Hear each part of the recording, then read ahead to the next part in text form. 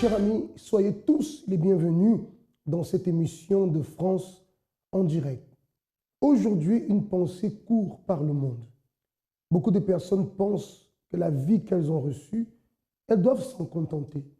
Dans le sens où si la souffrance a domination sur leur vie, elles doivent se contenter de cette souffrance et qu'elles n'ont pas à se plaindre ou à chercher à changer de vie parce que ça, c'est le destin. L'idée d'un destin déjà tout tracé domine la pensée de beaucoup de personnes. Et c'est la raison pour laquelle aujourd'hui, beaucoup souffrent, beaucoup malheureusement mettent fin à leur jour, beaucoup sont désespérés, beaucoup vivent dans la tristesse, beaucoup sont complètement anéantis parce qu'elles pensent que la vie qu'elle a, c'est son héritage et que cet héritage, elle va le garder jusqu'à sa mort. Ça, c'est la pensée qui fait en sorte que beaucoup ne cherchent pas de l'aide. C'est la pensée qui fait en sorte que beaucoup ne se battent pas pour leur vie, qui fait en sorte que beaucoup acceptent la vie qu'elles sont en train de vivre. Mais d'un autre côté, nous avons des personnes qui changent leur situation de vie, des personnes qui sont révoltées contre la souffrance, des personnes qui ne supportent plus de vivre dans le malheur et qui, au plus profond d'elles, cherchent une solution. Et ces personnes, lorsqu'elles s'approchent de Dieu, lorsqu'elles découvrent que l'action de la foi intelligente peut apporter des grands résultats, et lorsqu'elles s'y attachent et qu'elles vivent cette foi, elles voient donc le résultat se manifester dans leur vie.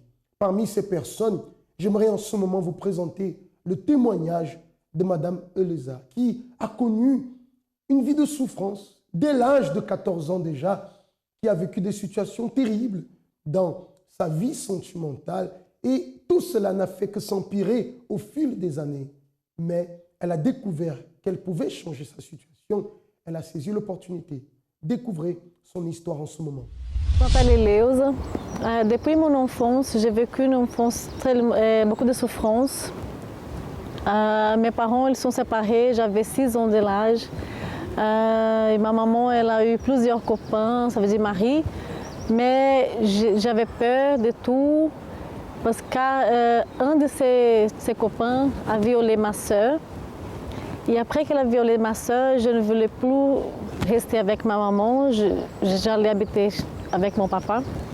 Mais depuis 6 ans, pour un enfant, ma maman elle me manquait beaucoup. Donc c'est pour ça aussi que j'avais une grande tristesse à cause de ça. Parce que je ne pouvais pas habiter avec elle, parce que j'avais peur. Donc, après tout ça, j'étais un enfant, une fille triste, angoissée et fermée. Et j'ai connu un garçon, j'avais 13 ans, et j'ai marié, j'avais 14 ans. J'ai marié avec lui. Au début, c'était tout bien, il était un garçon normal. Mais avec le temps, il a commencé à devenir méchant. Mais tellement méchant que je ne le reconnais pas. Il a commencé à utiliser la drogue, des fortes drogues aussi. Il a commencé à m'influencer à utiliser la drogue aussi. Donc, pour ça, j'étais viciée dans la drogue, dans l'alcool. Il a commencé aussi à avoir des fantasies. Il simplement voulait et il me partageait avec ses amis. Donc je ne pouvais pas dire non parce qu'il me menaçait et tout. Alors là, c'était une souffrance totale. Combien plus il faisait ça avec moi, plus j'avais la haine contre lui, plus je me droguais. Je buvais d'alcool pour oublier. Mais la haine contre lui, envie de suicide et aussi l'envie de le tuer. Une fois, j'ai essayé de le tuer, mais j'ai réfléchi beaucoup, j'ai pensé à mes enfants et j'ai arrêté. C'était comme ça que j'arrivais à l'Église universelle. Et après que j'arrivais à l'Église universelle, comme je n'avais pas force et ni courage de les quitter, Parce qu'elle me menaçait, elle disait si tu me quittes, je vais te tuer, je tue les enfants. Alors j'ai dit, je n'avais pas d'espérance en moi-même. Je ne savais pas comment m'en sortir de cette situation. Et après que j'ai arrivé à l'Église universelle, j'ai commencé à utiliser la foi. Et j'ai commencé à faire des chaînes de prière avec la foi, même avec lui. J'étais avec lui dans ces moments. Mais arrivé un jour que j'ai dit, je vais le quitter. Et Dieu, il me donnait la force, le courage, je l'ai quitté, je l'ai laissé. Même en train de il me menacer, je vais te tuer, mais avec la foi, Dieu, j'avais la certitude en moi que Dieu allait me protéger. Et après ça, mon fils, il avait une maladie incurable. Il était complètement guéri. Et aussi ma fille, aujourd'hui elle a 18 ans, mais à l'âge de 11 ans, elle a commencé à se droguer, elle a commencé à boire de l'alcool aussi. C'était une malédiction. Et je n'arrivais pas, je faisais de tout qu'elle arrête, elle fuguait de la maison pendant 5 mois. Et je ne savais pas comment j'allais faire pour qu'elle arrête avec cette vie de souffrance. Et un jour, j'ai participé dans une campagne d'Israël. J'ai donné tout ce que j'avais, tout avec la certitude de la foi.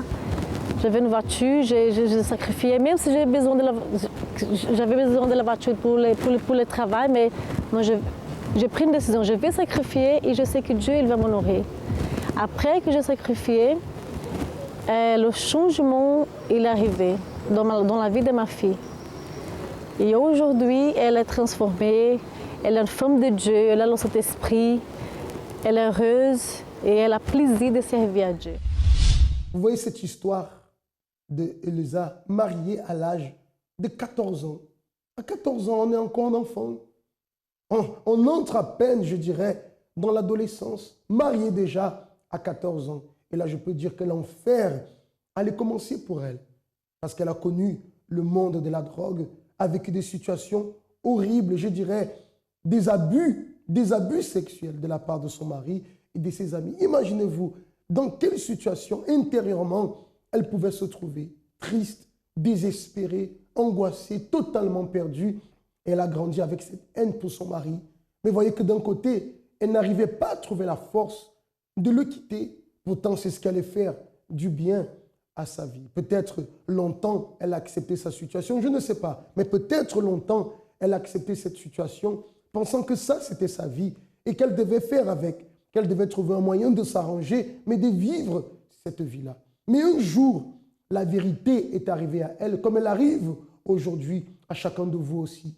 C'est que sa vie pouvait changer, qu'elle pouvait prendre sa vie en main, qu'elle pouvait connaître le bonheur qu'elle a toujours rêvé avoir, qu'elle pouvait connaître la paix. Une vie, je dirais, de liberté. Quand je dis libre, libre de la souffrance, libre de tout ce que son mari lui imposait, de toutes les douleurs qu'il lui affligeait et toutes les autres choses qu'elle a pu subir durant ces années. Vous voyez qu'aujourd'hui, sa vie est totalement transformée. Mais pourquoi? Est-ce qu'il a suffi qu'elle arrive au centre d'accueil pour que tout change? Non. Mais ici, elle a appris à lutter. Ici, elle a appris à se valoriser. Ici, elle a appris que sa vie pouvait changer et que tout cela dépendait de sa décision.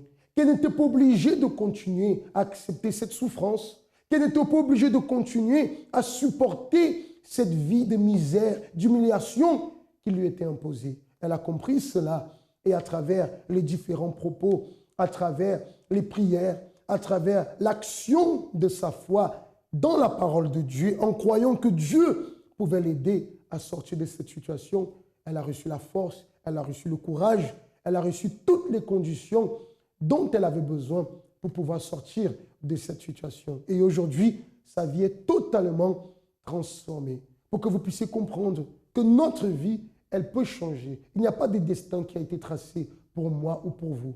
C'est nous qui allons décider ce que sera notre futur. On va marquer une courte pause en ce moment, le temps d'un spot, et tout à l'heure on se retrouve pour une autre histoire véridique. La Bible contient la pensée de Dieu, la condition de l'homme, le chemin du salut, la défaite des méchants et la joie de ceux qui croient en elle. Ces doctrines sont saintes. Ces préceptes sont pour toujours. Ces histoires sont véritables. Ces décisions sont immuables. Lisez la Bible pour être sage. Croyez en elle pour vous maintenir en sécurité. Pratiquez-la pour être saint. Elle contient la lumière qui donne la direction. C'est l'aliment pour fortifier les faibles, l'appui pour élever le déchu. Elle est la carte du voyageur, le bâton du pèlerin, la boussole du marin, l'épée du soldat, la charte du chrétien. Dans la Bible, vous aurez le paradis restauré, les cieux ouverts, et les portes de l'enfer seront fermées. Christ est le sujet principal, notre bien est son objectif, et la gloire de Dieu est son résultat final. Il devrait occuper votre esprit, dominer votre cœur et guider vos pas. Lisez lentement, quotidiennement et en esprit de prière. Elle est une mine de richesse, santé pour l'âme et une source qui jaillit pour la vie éternelle. Elle traite les plus grandes responsabilités. Elle récompensera le plus assidu. Mais elle n'innocentera pas ceux qui rejetteront ses conseils sacrés. Priez avec elle. Lisez tout et partagez.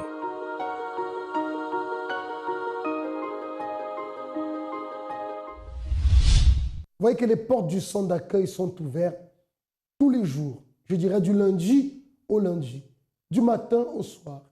Et les serviteurs de Dieu sont là, à disposition.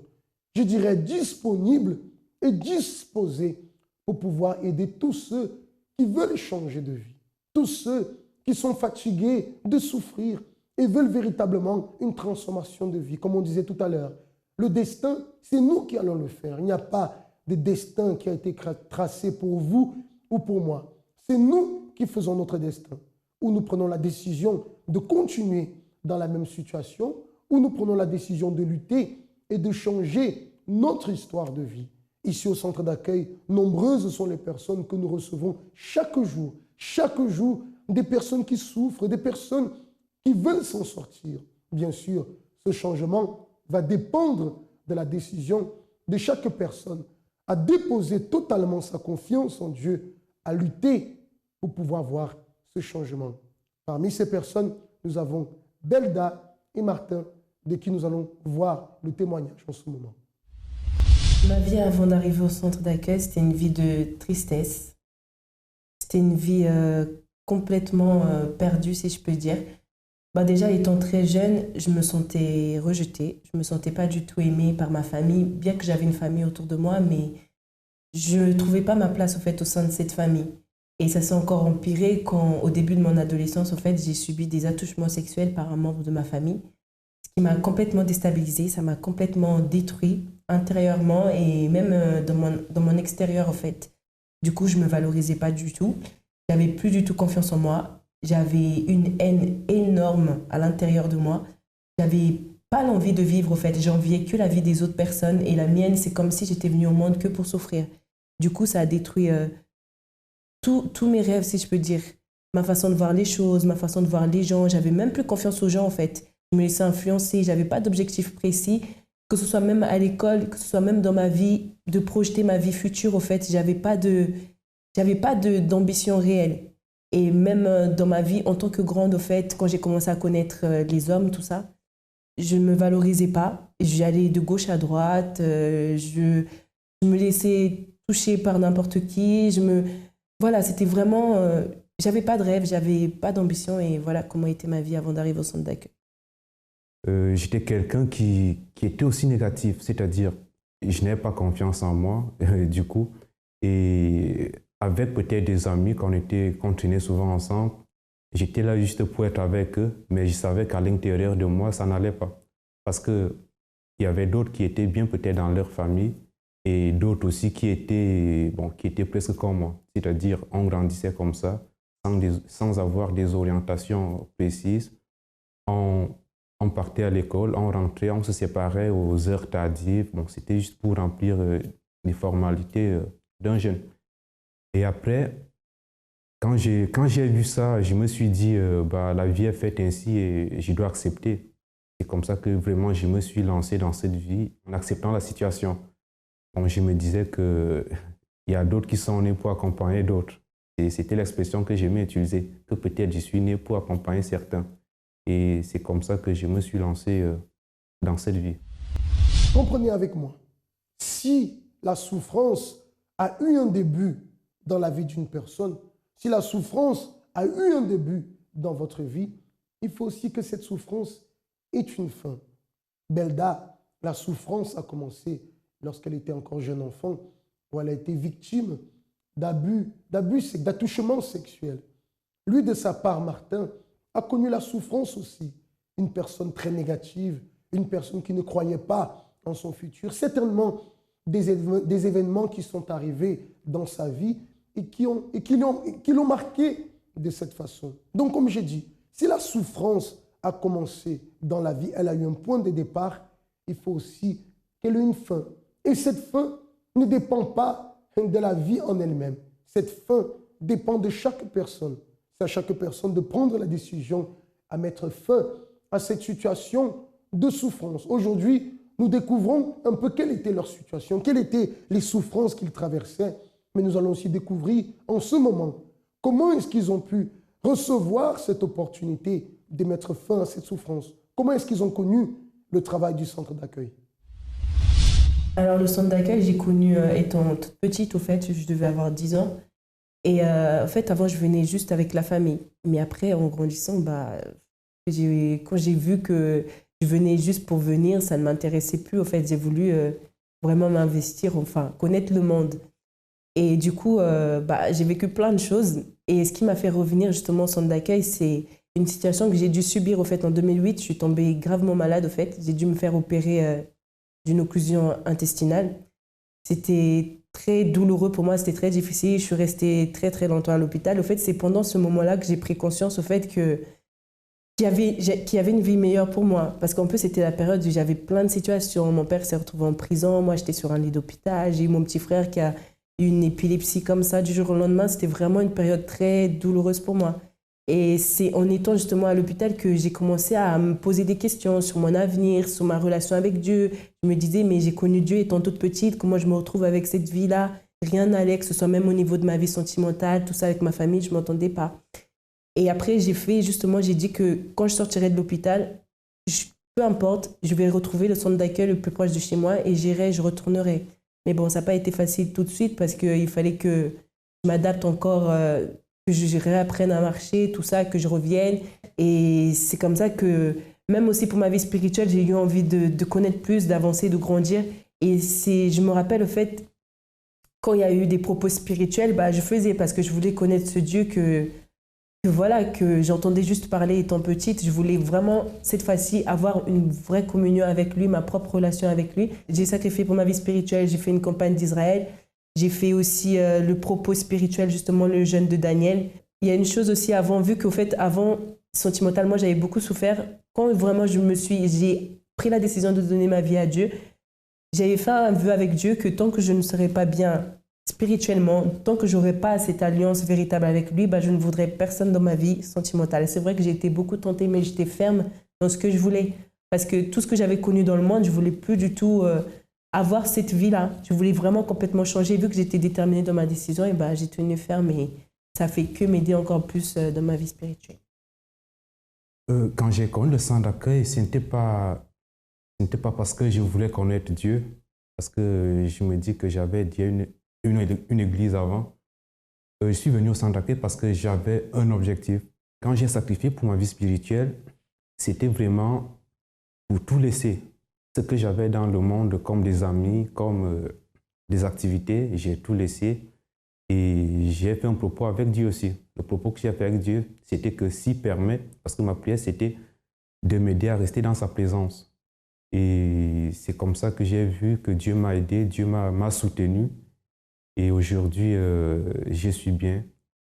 Et c'est là où, après ma vie spirituelle, j'ai aussi pensé à ma vie sentimentale et ma vie professionnelle.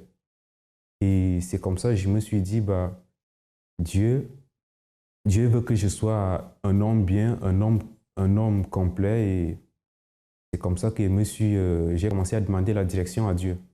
Que bon, je vais mettre ta parole en pratique, que je dois tout avoir, je dois avoir ta promesse dans ma vie. Et qu'est-ce que je dois faire? Qu'est-ce qu'il me faut? C'est des questions que je me demandais aussi à Dieu, que je me posais. L'opportunité est là. Belda, dès jeune déjà, elle a connu le centre d'accueil. Mais en grandissant, elle n'a pas valorisé ce qu'elle avait. Elle est partie. Mais ce n'est que lorsque la souffrance est venue à nouveau qu'elle se souvenue de l'opportunité qu'elle avait. Elle est revenue. Elle est revenue pour chercher cette aide. Martin, lui, a connu le travail du centre d'accueil par sa maman. Les deux étaient là. Et les deux ont commencé à lutter pour leur vie.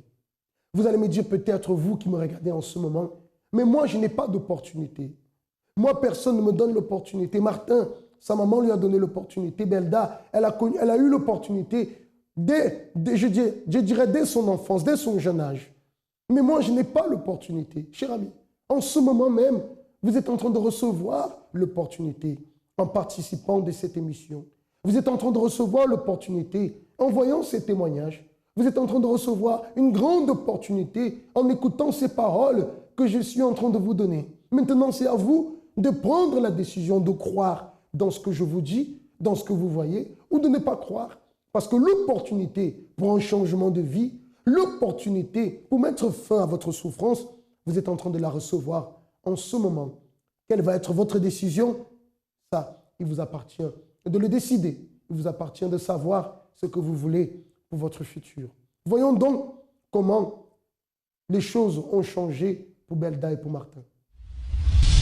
Moi, au début, c'était très différent parce que je ne m'intéressais pas du tout à ce domaine-là. Parce que, étant donné qu'avant, justement, de me donner à Dieu, c'était quelque chose où j'avais beaucoup souffert, j'ai beaucoup pleuré. Du coup, je ne me sentais pas du tout prête. C'était quelque chose qui ne m'intéressait pas. Bon, quand j'ai entendu, j'ai tout de suite mis les points sur les i, comme quoi que je ne voulais pas, que je n'étais pas intéressée. Mais au fur et à mesure, avec le temps, lui, il a continué à faire sa part de son côté avec Dieu. Il ne m'a jamais forcé ou quoi que ce soit. Même, il ne se faisait pas remarquer pour dire à tout le monde qu'il était intéressé par moi, tout ça. Et du coup, après, ça s'est fait tout seul. Quelque temps après, moi, de mon côté, j'ai commencé à le voir de façon différente. Quelqu'un, je ne pensais jamais à lui, j'ai commencé à penser à lui. Je trouvais ça un peu étrange. Du coup, j'ai commencé à l'observer aussi, sa façon d'être, sa manière de se comporter avec les autres, comment il s'investissait justement à l'église, dans sa vie spirituelle. Commencer à parler avec lui, à le connaître vraiment sur ses ambitions, que ce soit au niveau professionnel ou même au niveau familial aussi, enfin, sur ses valeurs, tout ça. J'ai vu que c'était quelqu'un qui pouvait me compléter, qui avait des valeurs qui me correspondaient, que j'aimais bien. C'est une personne qui me complète et que voilà, j'ai rien d'autre à dire. Enfin, je pense que si ça aurait été mon choix à moi, ce serait fait dans les émotions. Mais comme c'était le choix de Dieu, après, forcément, automatiquement, ça devient le nôtre. Et donc, tout va bien. Je me sens bien, je me sens toujours heureux, même si je suis devant une situation difficile. Je ne sais pas, la situation peut être difficile, mais à l'intérieur de moi, c'est comme si j'ai déjà la victoire. C'est comme si c'est un petit problème, même si c'est difficile. Aujourd'hui, Dieu nous a bénis d'une façon qu'on n'aurait pas imaginée. On est jeunes, aujourd'hui on est mariés, dans notre famille, on va dire qu'ils sont fiers de nous parce qu'à notre âge, les jeunes ne pensent pas forcément déjà au mariage ou des choses comme ça. Mais aujourd'hui, on est un exemple, que ce soit pour nos grands frères, pour nos grandes sœurs. Et c'est une bonne chose, même spirituellement aussi. Dieu nous a bénis ensemble. Aujourd'hui, on sert Dieu tous les deux. Et je pense que c'est la plus belle chose parce que la lutte, elle est encore plus grande, mais tous les deux unis, on se complète en tout, au fait. Et donc, c'est que du positif. Lorsque nous déposons notre confiance en Dieu, lorsque nous apprenons à faire confiance en Dieu, peut-être même vous êtes une personne croyante et qui avait perdu confiance en Dieu. Vous croyez que Dieu existe, mais vous doutez du fait qu'il puisse vous aider à sortir de votre situation. Les témoignages que vous voyez en ce moment illustre bien la manifestation de Dieu dans la vie de ces personnes qui peut-être pour la société étaient des cas perdus, des personnes qui pour leur famille étaient des cas perdus. Mais aux yeux de Dieu, il n'y a pas de cas perdu. Aux yeux de Dieu, il existe la solution. C'est la raison pour laquelle, chers amis, je vous invite à chercher cette aide à travers le travail que le centre d'accueil réalise chaque jour. Et dans des milliers de personnes à trouver une nouvelle vie. Et dans des milliers de personnes à rencontrer le Dieu qui donne la paix. Le Dieu qui transforme des vies. Le Dieu qui veut et qui peut changer votre vie. Si et seulement si vous-même, vous lui donnez l'opportunité de le faire en vous approchant de lui, en cherchant par exemple à savoir quel est le centre d'accueil qui se trouve le plus proche de chez vous pour vous y rendre le plus rapidement possible. Vous avez en ce moment le numéro de téléphone qui s'affiche sur le bas de votre écran, qui est le 01 53 35 85 12. Pour vous qui avez besoin de notre aide, vous pouvez entrer en contact avec nous. Et comme Martin et Belda ont pu aujourd'hui construire à travers la foi une nouvelle vie, aujourd'hui, tous les deux mariés, bien intérieurement, leur passé est passé et n'affecte plus leur vie présente. Tous les deux sont dans la présence de Dieu, avancent, bénis dans leur vie sentimentale, dans leur vie professionnelle, dans leur vie spirituelle. Ça veut dire ils ont su saisir l'opportunité, ils ont su faire confiance en Dieu et Dieu leur a donné la condition de changer leur vie. Et pourquoi pas vous? Pour vous qui êtes ici sur Paris, nous sommes situés, le siège du centre d'accueil, au 254 rue du Faubourg Saint-Martin. On marque une courte pause et on se rejoint pour la fin. Vous n'avez pas réfléchi aux conséquences. Pour cette raison, vous êtes ici, emprisonné à cause des choses dont vous pensiez qu'elles vous rendraient heureux, à cause d'addictions nocives, des relations perdues et des finances détruites. Votre pensée se retrouve prisonnière de vos échecs et de vos frustrations. Sachez que si vous désirez changer votre situation, le centre d'accueil a ses portes ouvertes tous les jours pour vous.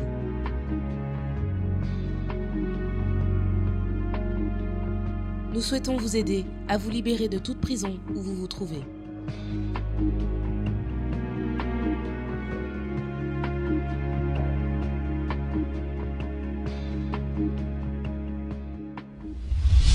Voilà, très chers amis, nous sommes arrivés donc à la fin de notre émission de France en direct pour aujourd'hui. Et comme nous avons dit tout à l'heure, vous pouvez changer votre destin. Vous pouvez le changer. Vous qui recevez l'opportunité en ce moment, quel que soit ce que vous vivez, que vous traversez en ce moment, sachez que Dieu désire vous aider. Et à travers cette émission, il vous tend la main. 01 53 35 85 12 pour avoir plus d'informations sur le centre d'accueil qui est le plus proche de chez vous pour chercher de l'aide. Nous sommes à votre disposition. Je vous souhaite de passer de très bons moments et je vous dis à très bientôt dans une autre émission de France en direct.